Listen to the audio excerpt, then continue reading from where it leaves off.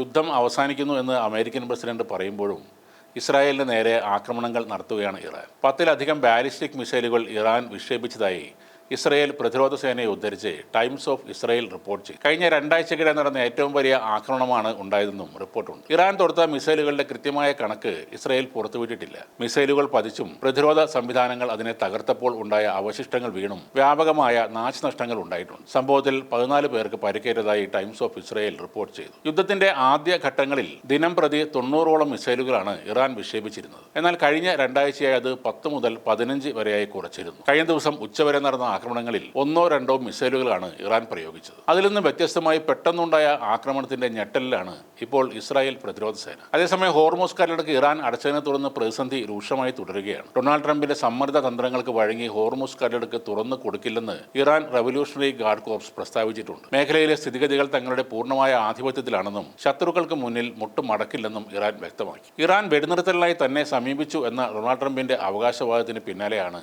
ഇറാന്റെ ശക്തമായ പ്രതികരണം വന്നത്. ഹോർമൂസ് കടലിടുക്കിലൂടെയുള്ള ഗതാഗതം തടസ്സമില്ലാതെ പുനഃസ്ഥാപിച്ചാൽ മാത്രമേ വെടിനിർത്തൽ ആലോചിക്കൂ എന്നായിരുന്നു ഡൊണാൾഡ് ട്രംപ് സോഷ്യൽ മീഡിയയിൽ കുറിച്ചത്. എന്നാൽ ട്രംപിൻ്റേത് വെറും പരിഹാസ്യമായ പ്രകടനങ്ങൾ മാത്രമാണെന്ന് IRGC പരിഹസിച്ചു. കടലിടുക്കിന്റെ നിയന്ത്രണം തങ്ങളുടെ കൈവശം ദൃഢമാണെന്നും അത് ആർക്കും വിട്ടുകൊടുക്കില്ലെന്നും ഇറാൻ ആവർത്തിച്ചു പറഞ്ഞു. ഇറാനുമായുള്ള സൈനിക നീക്കങ്ങൾ അവസാനിപ്പിക്കാൻ തയ്യാറെടുക്കുന്നതിനിടെ ഈ യുദ്ധത്തിന്റെ സാമ്പത്തിക ബാധ്യത ഗൾഫ് രാജ്യങ്ങളുടെ തലയിൽ കെട്ടിവെച്ച് അമേരിക്കൻ പ്രസിഡന്റ് ഡൊണാൾഡ് ട്രംപ് മേഖലയിൽ സുരക്ഷ ഉറപ്പാക്കാനായി അമേരിക്കയ്ക്ക് വലിയ തോതിൽ പണം ചെലവായെന്നും അത് അറബ് രാജ്യങ്ങൾ തിരികെ നൽകണം എന്നുമാണ് ഡൊണാൾഡ് ട്രംപിന്റെ പുതിയ ആവശ്യം. ഈ യുദ്ധത്തിൽ തങ്ങൾക്കുണ്ടായ വമ്പൻ ചെലവ് തിരിച്ചുപിടിക്കാൻ വേണ്ടിയാണ് ട്രംപ് ഇപ്പോൾ ശ്രമിക്കുന്നത്. ഇറാനുമായുള്ള യുദ്ധം 2-3 ആഴ്ചക്കുള്ളിൽ അവസാനിക്കുമെന്ന് പ്രഖ്യാപിച്ചതിന് പിന്നാലെയാണ് ട്രംപിന്റെ ഈ വിവാദ പരാമർശമുണ്ടായത്. ഞങ്ങൾ നിങ്ങളുടെ മേഖലയിൽ വന്ന് യുദ്ധം ചെയ്തു, നിങ്ങളെ സംരക്ഷിച്ചു, അതിനായി കോടിക്കണക്കിന് ഡോളറാണ് അമേരിക്ക ചെലവാക്കിയത്, ആ തുക തിരികെ ലഭിക്കണം എന്നാണ് ട്രംപിന്റെ നിലപാട്. ഗൾഫ് രാജ്യങ്ങൾക്ക് ഇതൊരു ഇരട്ട പ്രഹരം ആയിട്ടാണ് അനുഭവപ്പെടുന്നത്. യുദ്ധം കാരണം എണ്ണ ഉൽപ്പാദനത്തിലും വിപണനത്തിലും വലിയ തിരിച്ചടി നേരിട്ട ഗൾഫ് രാജ്യങ്ങൾക്ക്